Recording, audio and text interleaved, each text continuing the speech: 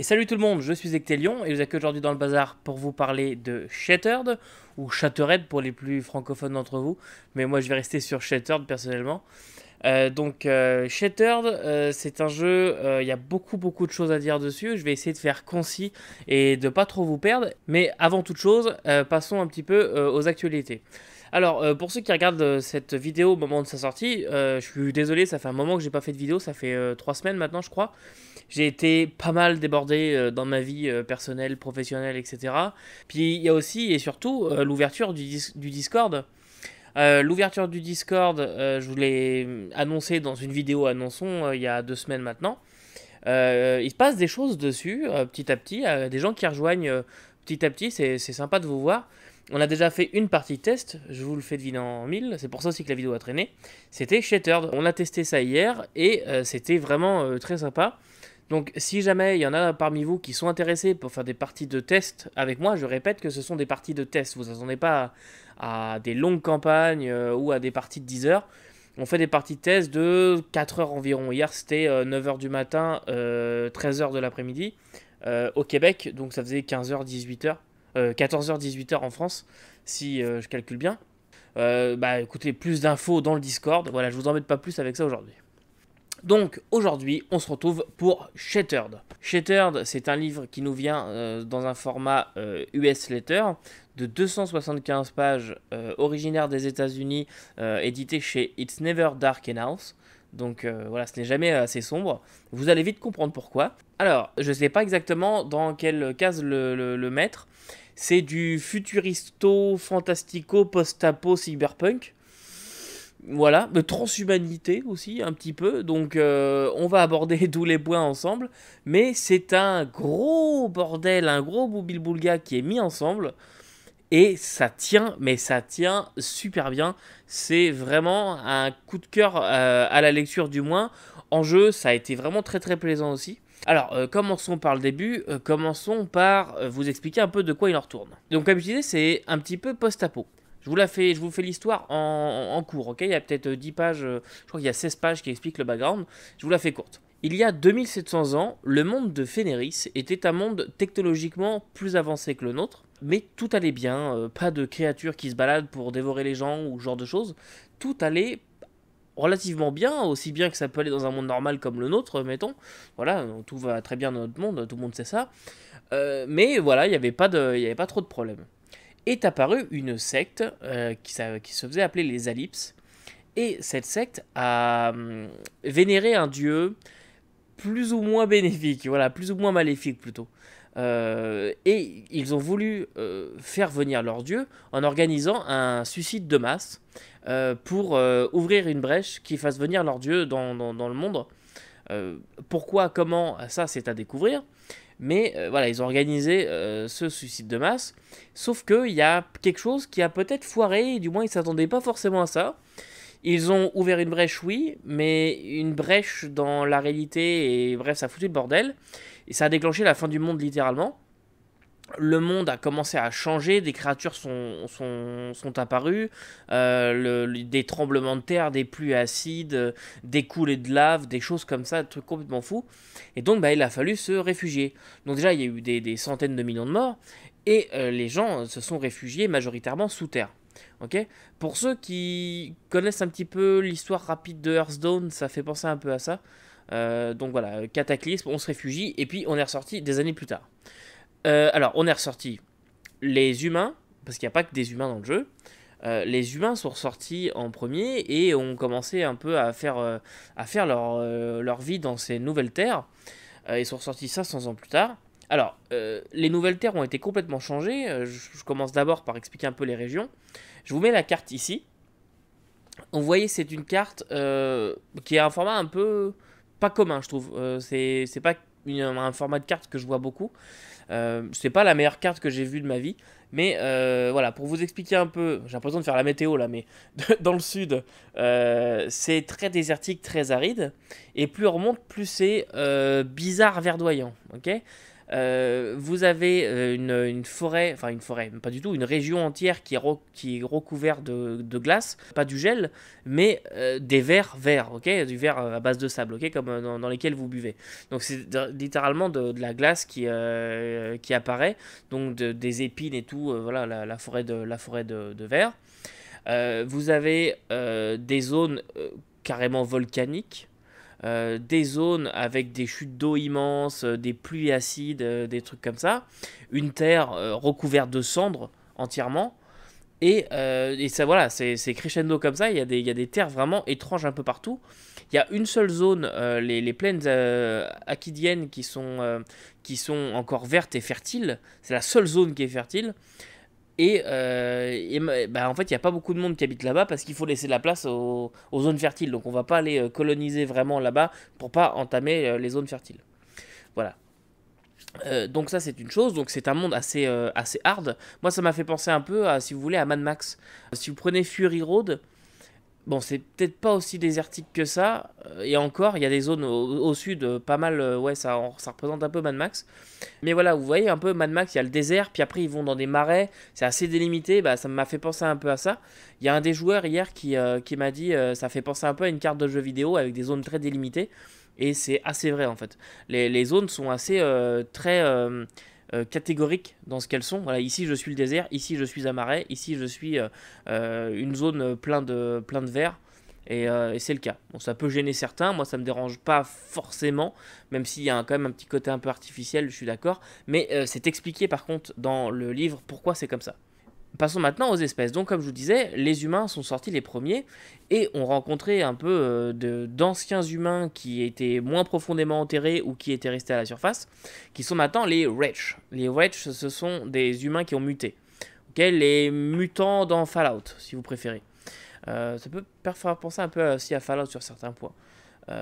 Donc voilà, les mutants dans Fallout, ce sont les Wretch aujourd'hui qui ont muté, qui ont par exemple, ils ont besoin d'appareils pour respirer, donc ils ont un masque à gaz mais qui est à moitié incrusté dans leur peau, ils sont un peu fusionnés avec des bouts technologiques comme ça. Ils sont bien plus imposants qu'un humain classique. Qu'est-ce qu'on a après? On a les Shades. Les Shades, ce sont des humains, mais qui ont la peau grise, qui vivent en tribu, qui vivent dans la forêt de glace, justement. Je vous mets toujours les illustrations. Les Shades ont un rôle assez important dans le monde. Je vous expliquerai après pourquoi. Vous avez aussi des vampires. Les vampires, eux, ce sont des humains qui s'étaient réfugiés très profond sous terre, mais leur corps a muté d'une certaine façon pour qu'ils puissent s'adapter. Donc on retrouve un petit peu les clichés du vampire, hein. Ils boivent du sang, ils sont intolérants aux UV, ils sont organisés sous forme de clan. Suivant le clan, ou si vous jouez un vampire auquel vous appartenez, vous n'avez pas les mêmes vues sur le monde, et le monde n'a pas les mêmes vues sur vous. Il y a des clans qui vont être plutôt les autres espèces doivent se soumettre à nous, nous leur sommes supérieurs, et ils doivent être des réserves de sang pour nous, et nous devons dominer le monde. Là où d'autres vont dire, bah nous devrions plutôt vivre tous en harmonie et chanter à Kumbaya sur la plage. Voilà, ça va d'un extrême à l'autre. Il y a évidemment tout un tas de strates, je vous explique pas tout heureusement, mais il y a tout un tas de strates qui vous est expliqué. Vous avez aussi les Alypses. Alors les Alypses, que vous faites un peu le lien peut-être, c'était le nom de la secte d'avant.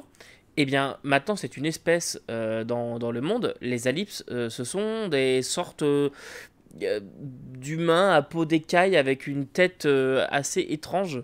Je vous mets l'illustration, mais ils sont vraiment très particuliers et ils sont, eux, dans la rédemption en permanence. D'accord ? Ils essayent de se racheter, ils savent, pour certains, il y en a d'autres, peut-être c'est moins clair, mais ils savent que c'est à cause d'eux que la fin du monde est arrivée. Ils essayent de se faire pardonner et ça marche plus ou moins. Ils sont parfois très mal vus, parfois acceptés dans les communautés. Vous avez aussi les Florvana. Eux, ce sont des créatures à base de champignons, donc ce sont des créatures de la nature. Imaginez, pour leur donner un peu un rôle, ce sont un peu les druides de ce monde-là. Okay, ils sont apparus il y a très récemment, il y a 50 ans qu'ils sont apparus dans le monde de Fénéris. Et les Florvana, eux, reconstruisent le monde. Okay, ils sont anti-technologie, ils vont essayer d'ensemencer le monde à leur façon et essayer de reconstruire, de faire revenir la nature à sa place. Voilà, ils sont très dans cette démarche-là. Vous avez aussi les Reclinded, eux ce sont des esprits en fait, des esprits, des fantômes qui se réincarnent dans un corps qui est construit pour eux, enfin, qui est construit, pas qui est construit par quelqu'un d'autre pour eux, mais qu'ils conçoivent avant de prendre conscience, ok. Donc vous mourrez, et votre esprit se réincarne en quelque chose d'autre. C'est pas tout le monde à qui ça arrive, ce sont les gens qui ont des tâches inachevées, ok. Vous prenez Gasper, hop, vous faites le lien, Gasper, les tâches inachevées, voilà. Ils ont une tâche inachevée, mais ils ne savent pas laquelle. Et ils sont un peu dans la quête constante de quelle est ma tâche inachevée.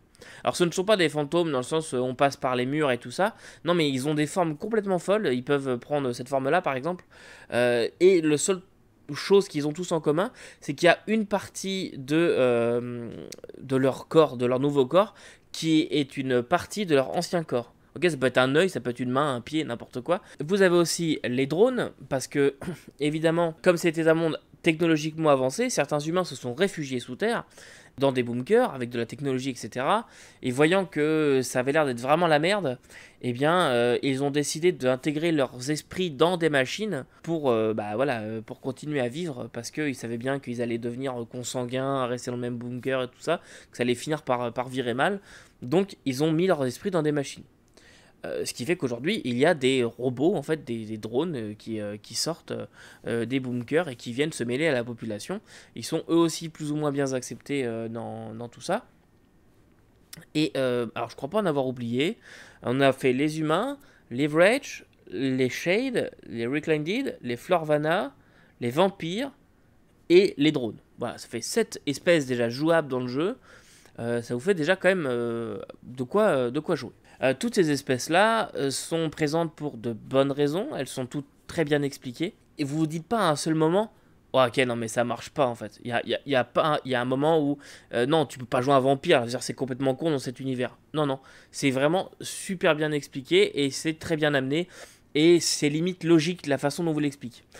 À la limite, la chose la moins logique, c'est le fait qu'il reste des humains normaux. Ok, tout le monde a muté sauf eux. Pourquoi?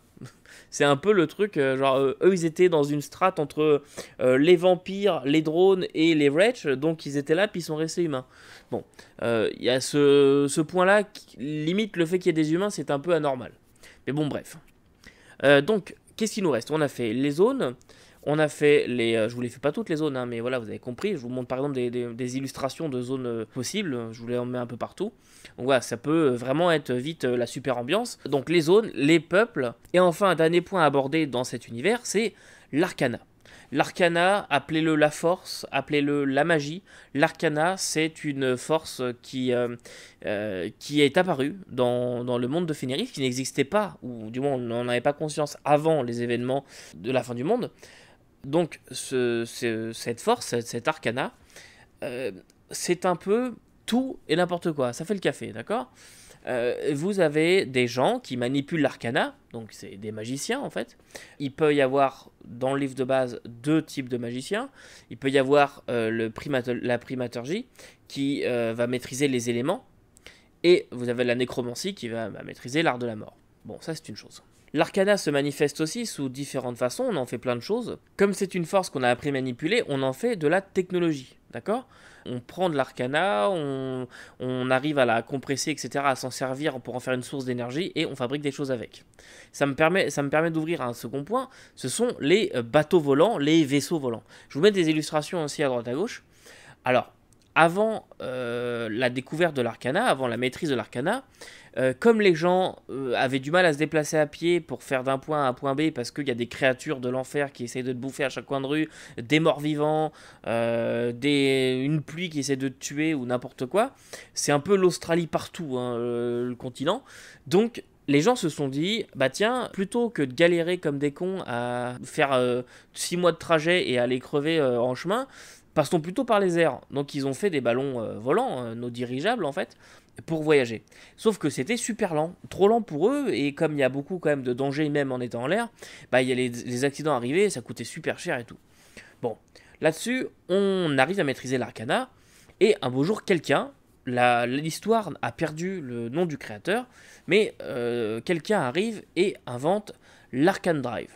L'Arcane Drive, c'est un moteur qui marche à la magie et qui permet de faire des vaisseaux volants, un peu l'équivalent de nos avions en fait, voire un peu plus, des bateaux volants, etc. Je vous mets encore une fois les illustrations, et permet donc de se déplacer beaucoup plus vite. Faire des armes à l'Arcanane, on pouvait avoir des tourelles, des choses comme ça sur les navires volants et tout ça. Et un point aussi important, c'est que, évidemment, pour en avoir... Et évidemment, ça ne se limite pas à juste tiens, j'ai un bateau volant. Non, c'est compliqué, ça coûte super cher et le bateau a une feuille de personnage à lui. Ok, je reviendrai dessus dans la vidéo système de jeu. Mais oui, votre navire, si c'est un truc qui vous intéresse, vous pouvez le personnaliser, engager de l'équipage et le développer dans l'avenir. Et ça, c'est quelque chose que j'ai trouvé super. Deux petits points qui me restent à aborder concernant l'univers, c'est tout d'abord les saisons. Alors, les saisons dans Shattered, je les trouve extrêmement intéressantes, notamment parce qu'elles sont rythmées par l'arrivée de morts-vivants qui parcourent le monde de façon cyclique. Donc, ils partent à un endroit, ils font le monde de Ténéris en entier et ils reviennent à l'endroit. Alors, je vous disais tout à l'heure, les shades étaient importants. Au moment où les morts passent dans la région de Vert, eh bien les shades en fait en éliminent quand même pas mal et protègent un petit peu les populations qui vont arriver par la suite, parce que les shades protègent cette zone là. Je disais, c'est mort-vivant, en fait il y a eu une énorme guerre quasiment au début de la sortie, parce que évidemment l'humanité étant ce qu'elle est, elle sort de 500 ans de confinement et le premier truc qu'elle fait, c'est ça, c'est à moi. Donc forcément, c'était la guerre et il s'est passé un truc et énormément de gens sont morts dans une ville qui s'appelle Hell. Le nom n'est pas là pour rien. C'est cette ville-là, ouais, ambiance partie festive.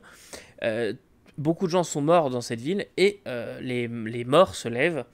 De façon cyclique, à un moment dans l'année, ils font le tour entier et on ne comprend pas forcément pourquoi, mais en tout cas, chaque passage indique une nouvelle saison. Et ça, c'est quelque chose que j'ai trouvé super bien, assez poétique d'ailleurs la façon dont c'est amené, c'est assez beau. Et donc, pour finir sur le point de l'univers, qu'est-ce qu'on y fait? Alors, on peut y faire beaucoup de choses. C'est un univers tellement vaste, tellement immense, et avec à peu près n'importe quoi. Il n'y a pas vraiment de ligne directrice de vous allez faire ça. Non, c'est un gros bac à sable et vous vous amusez. Ça peut être de la chasse occultiste, ça peut être déjouer une guerre. Il y a beaucoup de choses politiques qui sont en place entre les différentes villes. Vous pouvez vraiment faire tout ce que vous voulez dans cet univers-là. On vous présente vraiment un bac à sable avec les différentes factions, les différentes espèces, leurs relations entre elles, les villes. Et ensuite, j'ai envie de vous dire, c'est un peu démerdez-vous avec ça. Il n'y a pas de lignes claires qui sortent du livre. On se dit pas, tiens, on va vivre des aventures extraordinaires en allant découvrir ce qui se passe au milieu de la carte comme dans Talisman. On se dit pas, ça va être des enquêtes surnaturelles comme dans Cthulhu ou quoi que ce soit. Non, ça peut être en fait tout. Vous pouvez faire du D&D-like, donc des aventures épiques dans un monde un peu en ruine. Et vous pouvez faire de l'enquête à la Cthulhu, et vous pouvez aussi faire des intrigues politiques si ça vous chante. C'est vraiment un bac à sable. Donc maintenant, passons un petit peu à la critique de la maquette. La maquette, elle vient sous cette forme-là. C'est-à-dire fond blanc avec des éléments en noir et blanc et des illustrations parfois couleur. Elle est hyper lisible. Sincèrement, c'est un exemple de mise en page. Tout est hyper bien amené. Okay, le livre, alors moi j'ai la version physique, je vous l'expliquerai après dans le où on le trouve, mais j'ai la version physique, et autant la version physique que le PDF sont parfaitement bien faits. Le PDF, vous avez tous les liens, etc., les chapitres, tout renvoie aux bonnes pages, même dans le texte, des fois on vous dit, allez voir à telle page, vous cliquez directement dans le texte sur le nom de la page, et on vous y renvoie. L'écriture est à la bonne taille, il n'y a aucun problème de mise en page, de fautes, après c'est de l'anglais donc je ne suis pas non plus expert, mais j'ai pas vu de fautes qui m'ont marqué ou de problèmes de... Vous savez, quand il y a des espèces d'espace entre les caractères qu'on se demande un peu pourquoi, il n'y a pas du tout ça, c'est vraiment un exemple de mise en page et de maquettage. Chaque point important est en gras, vous avez des encadrés qui vous réexpliquent des points ou qui vous amènent une précision sur quelque chose qui a été dit dans le texte. Vous avez aussi un truc que je trouve très important, dans la description des régions, par exemple, on vous décrit la région, un petit peu l'ambiance, comment ça se passe, comment les gens y vivent, etc.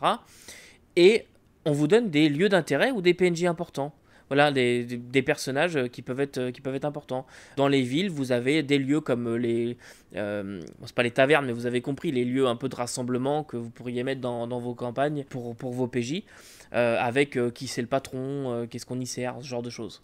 Moi, c'est quelque chose que je trouve très important pour ce genre de jeux, qui sont clairement des univers à campagne. On en reviendra là-dessus en conclusion, mais c'est quelque chose que je trouve très important et très très bien amené. Voilà, chaque partie est bien définie. Il n'y a pas de choses qui ne devraient pas se trouver dans la partie dans laquelle elle se trouve. Et point très important aussi, c'est que vous êtes pris par la main tout au long de l'ouvrage. On y reviendra, je ferai une petite partie système de jeu, vous commencez à avoir l'habitude, il y aura une vidéo système de jeu qui sortira, surtout pour ce système-là, mais vous commencez à avoir l'habitude. Tout est extrêmement bien expliqué, vous êtes pris par la main partout. À chaque fois qu'il y a un concept qui est abordé, paf, on va vous donner des références, on va répéter les choses. Moi, il y a juste un petit point qui m'a un petit peu gêné, qui m'a un peu ralenti dans ma lecture, dirons-nous, c'est le niveau d'anglais. Alors, je lis très bien en anglais, j'ai aucun problème de compréhension de langue ou quoi que ce soit, mais là, j'avoue qu'il y a des mots que je voyais pas tout le temps, je voyais pas forcément tout de suite ce qu'il voulait dire. Le niveau d'anglais, sur une échelle de 1 à 10, je mettrais un bon 7. Juste sur la partie univers, ok, l'histoire de l'univers, du monde, etc. Où est-ce qu'on en est aujourd'hui, et je vais étendre ça jusqu'aux races. Parce que après, dès qu'on passe à la partie plus système, etc., il n'y a plus trop ce genre de problématique. On est dans un anglais assez scolaire, assez normal, on va dire, qu'on trouve un peu partout. Mais cela dit, une fois que vous avez passé cette partie-là, ou si vous êtes très très à l'aise en anglais, il n'y a aucun souci, vous allez arriver dans le reste. Et là, après, c'est vraiment que du bonheur à la lecture. Tout est vraiment super bien expliqué. Je me répète encore une fois, mais c'est vraiment très important pour moi dans un jeu de rôle. Et vous avez aussi une partie, alors après le système de jeu, les Game Mastering Tips, qui vous explique ce que c'est que d'être maître du jeu. Mais alors, il vous l'explique vraiment d'une très bonne façon.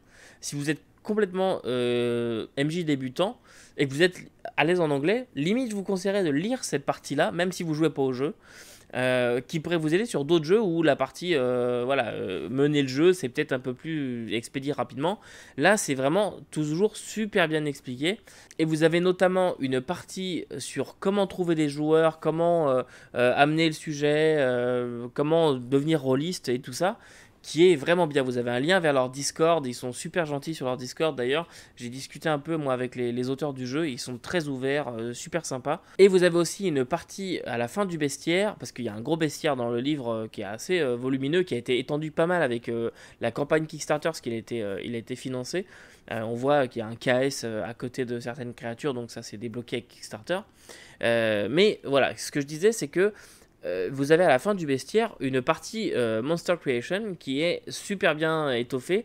En 2 pages, vous pouvez créer votre monstre très facilement, enfin votre créature très facilement.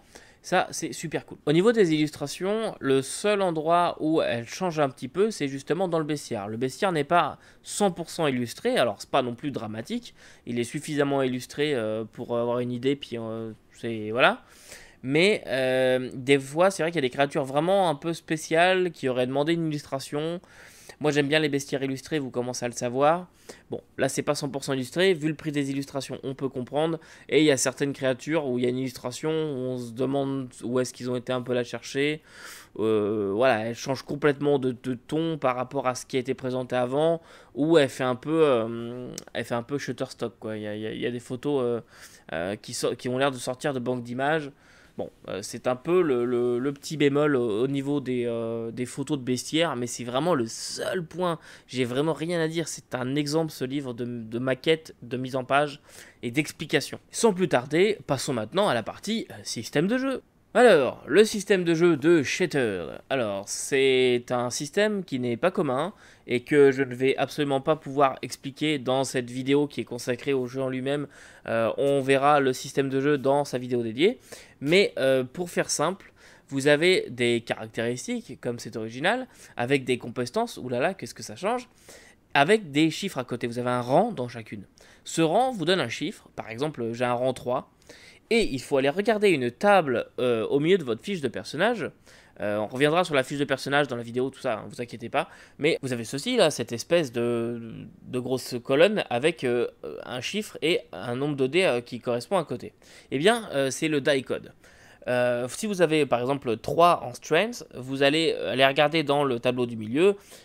Si vous avez 3, vous allez jeter un D6 plus 3 par exemple. Et ce résultat, vous allez devoir le comparer à une difficulté qui aurait été fixée par le MJ. Et c'est comme ça que vous allez savoir si vous avez réussi ou échoué l'action. Alors ce qui est bien, c'est que ça va vraiment tout fonctionner de la même façon. Vous avez plusieurs choses dans le jeu. Vous avez les jets standards, hein, comme d'habitude, perception, etc. Vous allez avoir les jets de combat donc, qui vont être mêlés. Vous allez avoir balistique pour tirer à l'arme à feu ou autre, mais voilà, aux armes. Et vous allez avoir arcana pour faire des attaques magiques. Et tout va fonctionner de la même façon. Tous les jets sont assez simples. Ok ? Je m'aventure pas forcément plus dans le système pour avoir encore des choses à dire dans la vidéo de système. Mais voilà, sachez que le jeu est agrémenté de pas mal de trucs. Donc c'est ça que j'ai dit. J'ai dit les armes blanches, les armes à distance, la magie. Vous avez les attaques psychiques, vous avez les arts martiaux, vous avez les talents. Votre équipement est assez complet aussi. C'est pas un système de jeu qui est imbuvable du tout.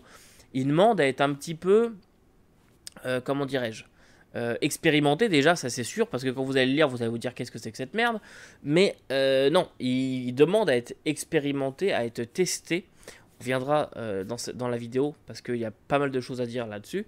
Mais voilà, il demande un petit investissement personnel, mais une fois que vous l'avez, vous l'avez. Il n'est vraiment pas plus compliqué que ça. Et le point qui est très très important à aborder dans cette vidéo-là, c'est que le système de jeu, on vous prend vraiment par la main. Les auteurs savent très bien que leur système n'est pas un système qu'on voit partout. Il y a plein de concepts qu'on ne voit pas ailleurs, et les auteurs le savent, et ils vous expliquent tout, ils vous prennent vraiment par la main. Quand ils vont faire des stat blocks, ou montrer des compétences ou ce genre de choses, lister des sorts ou quoi que ce soit, vous avez ce genre de page qui vous explique tout, exactement comment c'est fait. Et vous allez vraiment être à chaque fois pris par la main, et ça c'est quelque chose que je trouve très bien. Je pense que c'est à peu près tout ce que je vais vous dire sur le système de jeu dans cette vidéo. Je vous inviterai à regarder la seconde qui sortira une semaine après celle-ci pour en apprendre plus sur le système de jeu. Mais voilà, je vais juste vous dire que moi c'est un système que j'ai aimé faire jouer, que je trouve faillible sur pas mal de points. Passons maintenant au qui qu'en parle. Alors dans le qui qu'en parle aujourd'hui, eh bien en francophone absolument personne, et en vrai j'ai pas entendu beaucoup parler de ce jeu. Je suis tombé dessus par hasard sur DriveThruRPG. Vous avez déjà la chaîne officielle de Shattered, la chaîne YouTube, qui ont pas beaucoup de vidéos, et voilà, ils vous montrent juste un peu plus de choses, donc ça peut toujours être sympa. Vous avez leur Discord aussi, qui est très cool. On apprend beaucoup de choses dessus, ils sont assez présents, il y a quand même pas mal de monde. Et sinon, vous avez aussi Digitime, une chaîne d'actual play qui ont fait une campagne en 5 parties sur Shattered. C'est assez sympa, donc si vous êtes curieux du jeu et que vous voulez le voir tourner, vous pouvez aller voir chez Digitime. Il faut être à l'aise avec l'anglais, c'est une chaîne anglophone. Mais allez-y, sans aucun souci. Voilà pour le qui qu'en parle. Passons maintenant au où qu'on le trouve. Alors, le où qu'on le trouve, c'est vraiment compliqué et simple à la fois. Si vous voulez le PDF, il est sur DriveThruRPG, il va vous coûter peut-être 25 $. Si vous voulez la version physique comme moi, alors là, il n'y a pas 50 solutions. Officiellement, il est disponible sur 2 plateformes.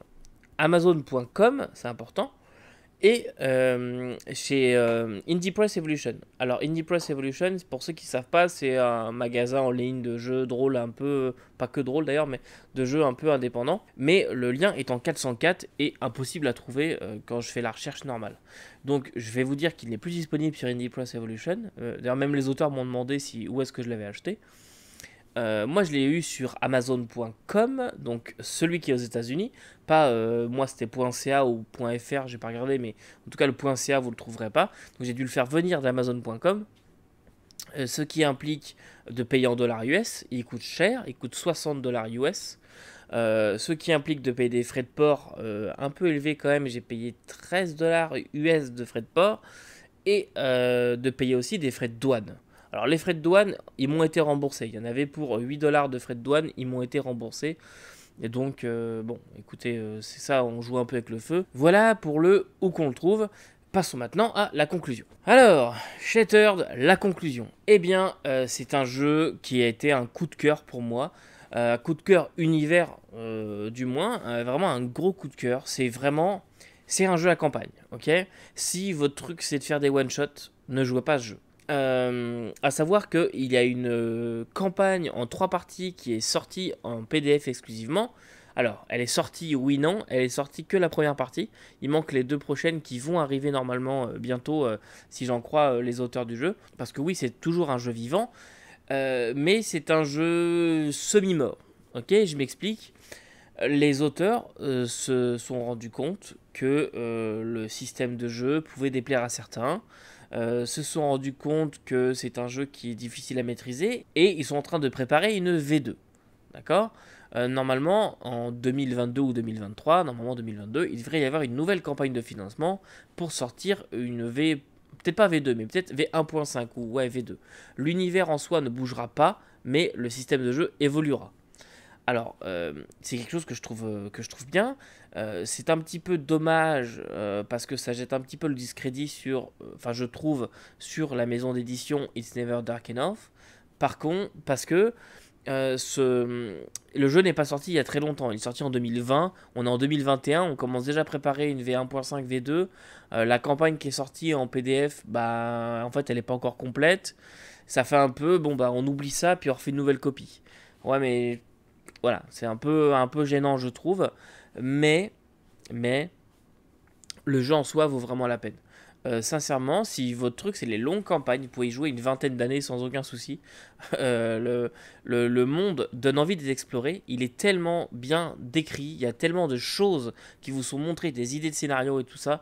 C'est 10 idées de campagne par page. Ok, j'exagère peut-être un peu, mais il y a vraiment beaucoup de stock et vous pouvez vraiment vous amuser dedans. Si votre truc c'est les mondes un peu sombres, pas torturés en fait, parce que c'est pas un monde qui est forcément au bord de l'agonie, on va tous crever, non, on réapprend à vivre dans un monde qui a complètement changé. Bah, d'ailleurs, les gens ne connaissent pas le monde d'avant, mais voilà, on réapprend à se replonger dans ce monde et il faut le dompter.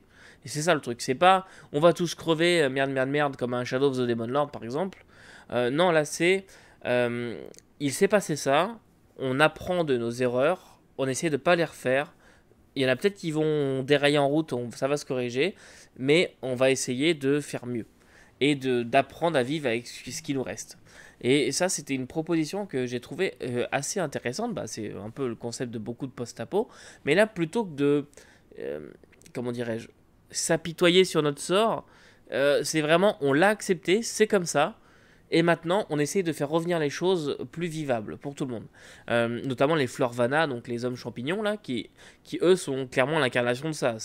On essaye de faire revenir la nature à son état plus normal que ce qu'il y a là. On va essayer de fertiliser les déserts, etc. Moi, c'est une proposition qui m'a assez touché et j'avoue que je suis assez sensible à toutes ces questions environnementales et donc ça c'est venu me chercher et j'ai vraiment eu beaucoup de plaisir à lire ce jeu et à le faire jouer aussi et à le parcourir. Truc que j'ai bien aimé aussi, c'est la customisation des personnages. On reviendra évidemment là-dessus dans le système de jeu, mais la création de personnages, vous pouvez vraiment faire un personnage qui vous plaît de différents types. Un personnage de la même race ne va pas ressembler à l'autre en suivant les options qu'il a pris et ça reste quand même simple. Beaucoup de personnalisation tout en restant simple, ça c'est quelque chose que j'ai trouvé très cool. Le concept de l'arcana, je l'ai trouvé super, vraiment très bien. C'est un système de magie qui est semi-libre. On vous donne des directions, mais vous décidez de la forme qu'il prend et des genres de choses. On reviendra là-dessus aussi. J'ai bien aimé tout ce qui était utilisation de l'arcana en fait, niveau magie technologique. Le concept de bateau, volant, vaisseau, etc. J'ai trouvé ça vraiment très bien amené, très bien expliqué. Et on peut vraiment en faire quelque chose. Je veux dire, c'est pas juste du décor. Vous pouvez faire de votre navire un acteur de votre campagne. Voilà, on récupère une vieille poubelle type Millennium Condor, hein, comme diraient les plus vieux d'entre nous. Et on l'améliore, on le customise, on va engager un maître d'équipage, on va engager un cuisinier, on va engager un machin. Et à la fin, tout ça nous donne des bonus, etc. On va les équiper des armes dessus. Et puis voilà, on peut partir sur une grosse campagne avec ça. Un peu comme des jeux qui vous proposent de bâtir un bastion. Ben là, vous pouvez avoir votre vaisseau à l'Arcana et fabriquer votre truc comme ça. J'ai trouvé la proposition hyper intéressante et surtout hyper bien faite. Autre point que j'ai trouvé vachement bien, c'est les méchants, le mastermind, comme c'est écrit dans le livre. Le mastermind, c'est le grand méchant de l'histoire. Okay, vous faites une campagne et vous dites, bah, mon grand méchant, ce sera cette personne-là, vous lui inventez son historique et tout. Vous allez en fait lui faire une feuille de personnage à lui, une feuille de mastermind qui est fournie dans le livre. Et il va prendre de l'XP en même temps que les joueurs.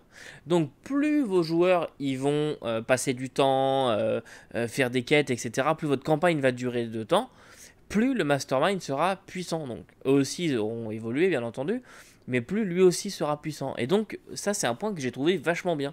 Voilà, le MJ peut personnaliser son méchant vraiment en le customisant, en lui disant bah voilà, finalement ils ont agi comme ça, donc lui aura réagi de cette façon, ce qui fait qu'il a plus d'expérience et de skill dans telle et telle affaire. Et ça c'est quelque chose que j'ai trouvé vachement bien amené. Voilà, dernier point que j'ai trouvé super, c'est le bestiaire. Il est original. Vraiment, alors il y a des morts vivants, des choses comme ça, et des créatures classiques, on va dire, des chauves-souris, des trucs comme ça, mais il y a vraiment des créatures qui vous filent les jetons là-dedans. Sincèrement, il y a notamment celle-là, là, cette espèce de vagin géant, c'est vraiment, moi ça me fait penser à une créature qu'il y avait dans Rift, le MMORPG.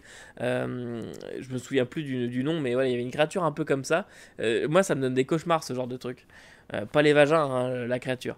Et voilà un petit peu ce que j'avais à vous dire sur Shattered. Alors, j'ai essayé d'être concret, d'être assez précis. J'espère que ça l'a été. C'est très dur de faire une vidéo sur ce jeu. Je me suis repris à peut-être 6 fois. Notamment pour la partie univers, parce qu'il y a vraiment beaucoup de choses. Et je ne peux pas rentrer en détail sur chacun des points. Si vous voulez plus de précision, j'ai envie de vous dire, ça fait un peu con, mais rejoignez le Discord ou posez-moi la question en commentaire, je vous répondrai. Mais si vous rejoignez le Discord, on pourra en parler même de vive voix, parce qu'il y a un canal audio. Et si vous voulez en parler, bah, je me ferai un plaisir de venir discuter avec vous. Donc bah, écoutez, voilà. En attendant, je vous dis à la semaine prochaine pour la vidéo du système de jeu. Et n'oubliez pas que vous ne pourrez pas tout lire et tout faire jouer, mais vous pouvez toujours essayer. Salut!